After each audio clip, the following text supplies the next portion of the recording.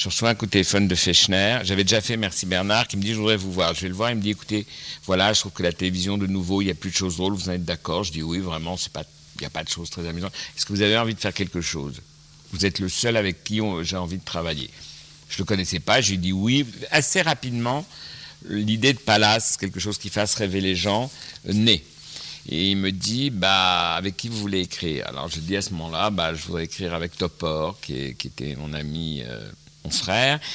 Voilà, Topor, Gouriot, des proches, des gens qui étaient avec moi à ce moment-là. C'est vrai que je m'attendais à des foudres, parce qu'il ne faisait pas exactement dans ce même type d'humour. Il m'a dit, parfait, faisons-le, allez-y. Il nous a laissé écrire pendant 6 mois. Au bout de 6 mois, on lui a tout envoyé. Et j'ai pas eu de réponse. Alors, au bout de quelques temps, je lui ai dit, Christian, qu'est-ce qu'on fait? Parce qu'on a d'autres choses à faire. Il me dit, non, mais c'est très bien, j'ai lu, c'est formidable, on va le faire. Je suis allé le voir et je lui ai dit, mais comment vous concevez ça? Est-ce que vous concevez que, je sais pas, on va arrêter au Crillon les touristes japonais, on va aller au Ritz, ça? Et il m'a dit, non, non, pas du tout, je vais acheter un studio de cinéma et je vais construire un palace. Et je trouvais que c'était la meilleure manière, la plus forte et la plus habile de dire non, parce que qui pouvait lui reprocher de ne pas pouvoir le faire? Eh bien, il l'a fait. Il a acheté les studios de Boulogne de la rue de Tilly. Il a construit un palace de 3000 mètres carrés. À l'époque, il n'y avait aucune télévision qui venait. On a commencé à tourner, personne n'est venu. C'est-à-dire qu'on était en train de se fabriquer la plus belle cassette et la plus chère cassette du monde. Et puis petit à petit, les autres télévisions sont venues. Et je dois dire que je n'ai, avec Christian Fechner, jamais quelqu'un qui est venu me dire pas ci, pas ça, etc. Je lui donnais les textes, parfois il m'en parlait, mais c'est tout. Et on a eu une liberté absolue, avec Canal Plus aussi qui est venu, et Pierre Lescure, qui nous a laissé tourner totalement. Et je suis resté pendant des mois et des mois dans ce palace à tourner, sans aucune obligation, contrainte de la chaîne. Ce qui prouve quand même, au contraire de maintenant, où les chaînes disent... voilà ce qu'il faut faire. Enfin, on vous fait faire des hamburgers, on sait ce qu'aiment les gens, ne faites pas ci, ne faites pas ça. Que parfois, faire confiance à des gens à partir du moment où on leur reconnaît un certain talent, c'est pas non plus une mauvaise idée. Il a fallu réunir des auteurs qui étaient des auteurs qui avaient le ton, qui étaient dans la même lignée d'humour. C'est-à-dire que là, je dois dire qu'il y a eu une famille d'humour quand même. Donc à partir de là, on a formé un groupe. Ce groupe, il se réunissait en effet... tous les lundis. Disons que j'étais un peu le rédacteur en chef, j'orientais les sujets. Et puis après, j'ai essayé de trouver des rubriques, c'est-à-dire des choses qui pouvaient se décliner. Ce qui permettait à chaque auteur de ne plus avoir une idée purement originale, mais de l'appliquer à un système. Par exemple, appelez-moi le directeur, par exemple les 10 palaces, par exemple l'homme aux clés d'or, par exemple le laboratoire de Jacqueline Maillan. C'était une situation précise, claire, un mécanisme, et dans lequel chaque auteur pouvait, à partir de là, trouver une nourriture pour le faire fonctionner. Et puis il y avait après ce qu'on appelait les grandes histoires qui terminaient chaque émission, qui était un petit film, un petit scénario. Donc chacun, à travers cette grille de propositions, apportait soit des idées originales qui pouvaient servir à des sujets, c'était un peu comme une chaîne de télévision avec des unitaires, soit faire partie d'une espèce de série qui se déclinait à l'intérieur. Il fallait réunir tout ça dans une espèce de film qui durait 75 minutes et qui avait un début, une fin... et puis un milieu, et puis que tout ça avait l'air d'être quand même une journée dans un palace. Ça m'avait semblé important qu'il y ait en effet une espèce de côté Esther Williams dans tout ça. Et il y avait 3 personnes, évidemment, qui ont beaucoup compté dans la création de Palace, en dehors des auteurs, qui ont été le compositeur Germinal Thénaz, qui a été le décorateur, Patrick Dutertre, qui était un décorateur de théâtre, c'était très important, et puis évidemment le chorégraphe, c'était quelqu'un aussi de tout à fait capital. Mon critère a été un critère d'humour. Si on rit des mêmes choses, déjà c'est comme si on se connaît depuis 10 ans, quoi. Je veux dire que très rapidement, puis j'avais des amis avec qui j'avais envie de jouer, j'avais l'équipe de base qui était celle de Merci Bernard, qui était Philippe Corsan, Pied Plu, Eva Darlan, Tony Marchal, etc. Il y avait évidemment beaucoup de gens qui avaient déjà joué, qui étaient des stars, mais qui avaient déjà joué avec moi dans Merci Bernard, qui étaient Michel Blanc, Clavier, Lanvin et autres. Puis il y a des gens qui ont voulu venir, comme Jacqueline Maillan, comme plein d'autres, quoi, qui ont voulu absolument faire partie de l'aventure très vite. Comme Dussolier qui est venu, ou comme Arditi qui est venu faire des choses totalement décalées, alors que c'était un acteur à l'époque qui faisait un théâtre assez conventionnel.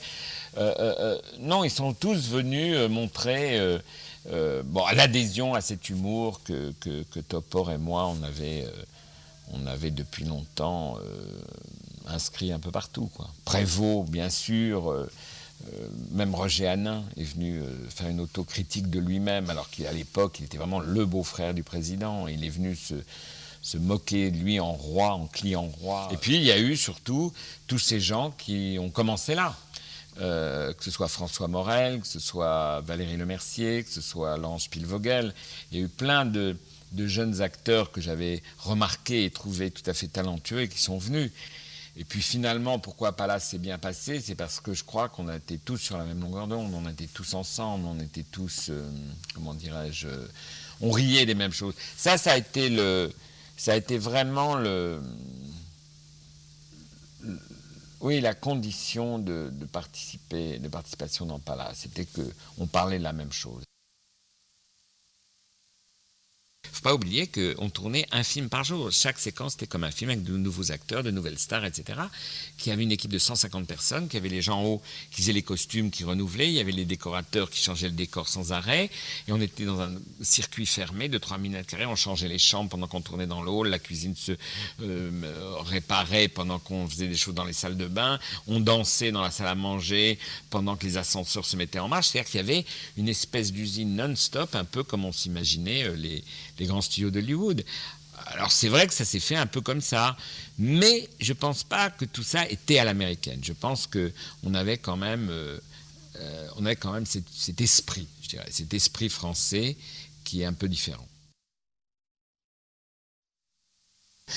L'humour à la télévision n'était pas celui de la rue, de la vie de l'époque. C'est-à-dire que je crois qu'il y avait un vrai décalage entre pourquoi les gens riaient dans la vie, au cinéma, au théâtre, dans la rue, chez eux, et ce qu'on leur autorisait à la télévision. C'est-à-dire que là, on y avait vraiment, on était toujours dans les années 50, comment vas-tu, haut de poil, etc. Et je crois que là, il y a eu quelque chose que Palace a bousculé, et aujourd'hui, je crois que c'est en phase. Oui, j'ai l'impression qu'il y avait une bombe dans Palace, parce que, vous savez, c'est comme ce que disait Oscar Wilde, si une idée n'est pas dangereuse, elle n'a pas le droit de s'appeler une idée. Ben, je dirais la même chose du rire. Si le rire n'est pas subversif, si le rire ne fait pas bouger les choses, à mon avis, c'est pas du rire, c'est de la blague. Et moi, j'aime pas trop les gens qui racontent des blagues.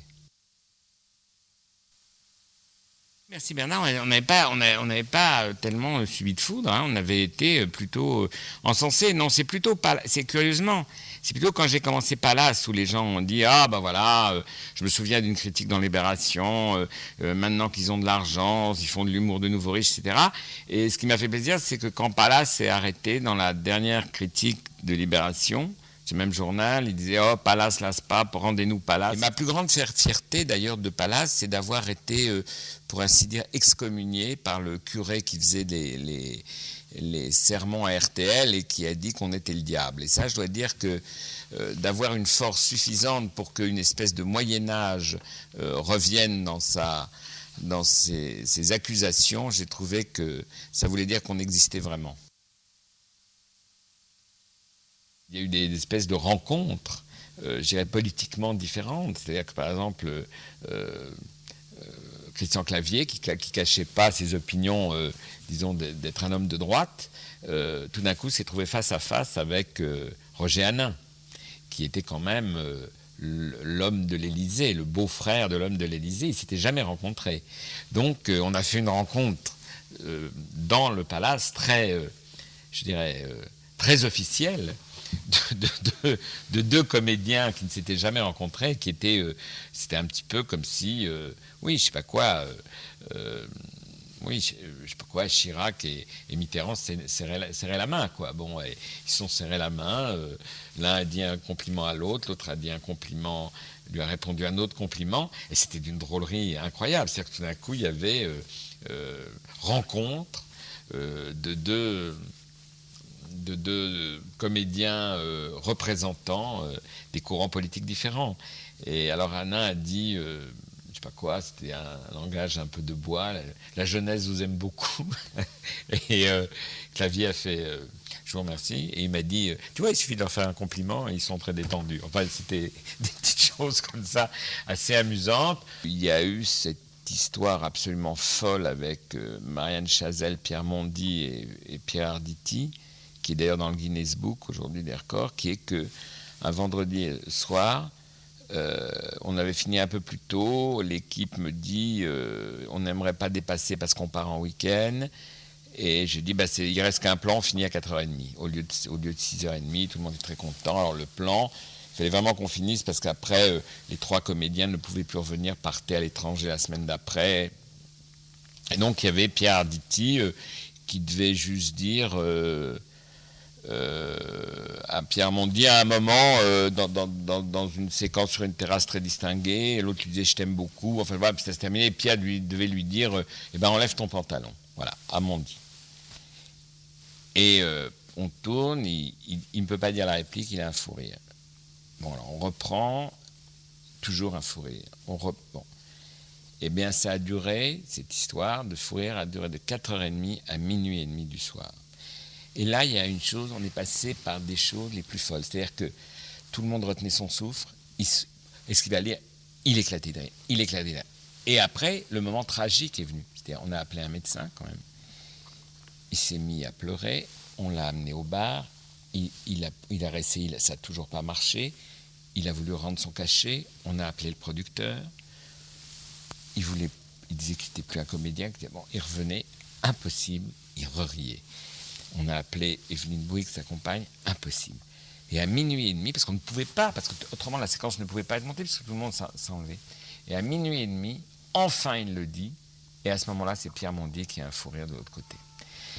Ça a été une histoire absolument folle. Et ce qui a été d'autant plus incroyable, c'est que des années après, quand ce fou rire a été donc le plus long fou rire qui a eu lieu au cinéma ou à la télévision, qui était dans le Guinness Book, on a eu une interview, on l'a recommencé, et le journaliste qui était là a dit « Et alors, cher Pierre Arditi, à ce moment-là, Pierre Mondy vous disiez ça, et vous deviez lui répondre. » Et 10 ans après, tac, c'est reparti, fourré, il n'a pas pu dire « Enlève ton pantalon ». Donc il y a quelque chose sur cette réplique d'assez étonnant. Dans une séquence d'un maître d'hôtel magicien, il y a eu dans la salle à manger une cliente qui était Valérie Lemercier qui devait recevoir un tout petit jet de moutarde, comme ça, sur un lapin à la moutarde.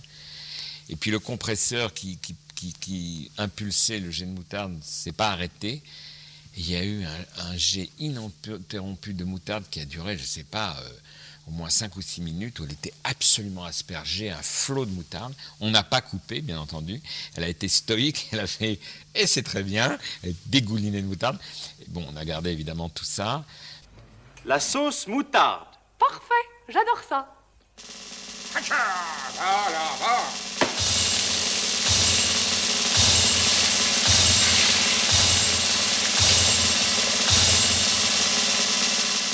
Oui, il y a eu un nombre de fous rires inimaginables, des caméras qui sont tombées en arrière à des moments où il ne fallait pas. Mais en même temps, c'était un tournage extrêmement rigoureux, comme toutes les choses un peu folles. La folie, c'est l'envers du n'importe quoi. C'est très construit pour que ça fonctionne. C'est l'envers de l'improvisation, justement. Et c'est un tournage qui s'est, je dois dire, j'en ai fait beaucoup, qui s'est admirablement passé et qui a été donné en heure et en temps, alors qu'au départ, on devait en tourner qu'un et qu'on en tournait 6 dans le même temps, presque un parti pour un. Donc voilà, ça a été une espèce de, je dirais, de volcan d'énergie, de volcan de désir, de volcan de drôlerie, et une solidarité entre une équipe et des comédiens pour faire cet objet totalement incongru et qui, je crois, n'avait pas encore d'existence sur les chaînes de télévision françaises. On avait écrit donc la suite de Pallas. On avait écrit, c'était d'ailleurs, je me souviens, la première séquence, parce que tous les acteurs voulaient venir. La première séquence, c'était une séquence que je devais jouer à Gianni et Depardieu. Et puis là, il y a eu un changement de PDG à Antenne 2, qui s'appelait Antenne 2 à l'époque. Pendant 6 mois, tout ça est resté dans une impossibilité de décision, Antenne 2 étant coproducteur important. Donc Christian Fechner a attendu une décision, un nouveau PDG. Ça a duré 6 mois, les décors étaient là, le studio était ouvert et vide. Ça coûtait une fortune par jour et en termes de ce qu'il ne pouvait pas louer et de ce que ça coûtait de maintenance. Puis un jour, il n'a plus pu tenir. Donc on a détruit, effaré, ces grands décors de palace. Et quelques jours après, on nous a dit, on peut recommencer, ça y est, etc. Et c'était trop tard. Oui, ça, c'était un peu stupide. Et en même temps, je me dis que ça nous a forcés à faire autre chose. Il ne faut peut-être pas trop s'installer dans les choses non plus.